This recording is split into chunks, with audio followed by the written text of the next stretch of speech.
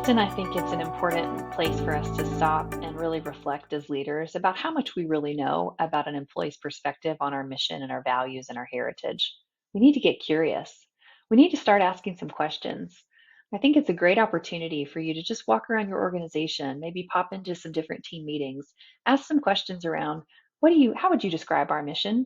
Not expecting them to memorize and have every word necessarily ingrained in their minds, but being able to describe what is the essence of who we are and why we exist. And then to ask them, where do you see value show up? What do you think is valuable to us on the executive team? What do you think is most important to us in the next 6 months?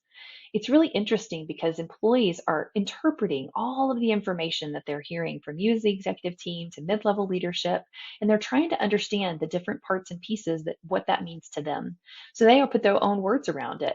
They'll actually put measures of success sometimes around it that you didn't intend. It's actually really interesting to also uncover obstacles or things that they're worried about.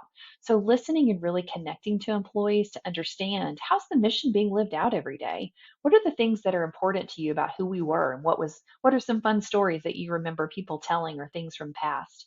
When you ask employees, you don't have to do all the heavy lifting yourself because you can just say, "Oh my goodness, those are the best stories. We can bring those forward in the next quarterly all hands."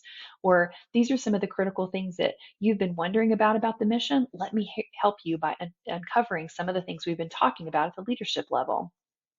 People want to feel like they're on board with something that makes sense to them, it matters to them, and it's something that they can contribute to. When you're curious, when you're open, when you're dynamic about these conversations, they don't feel like it's something that only is talked about in the boardroom. It actually is part of their day to day work environment.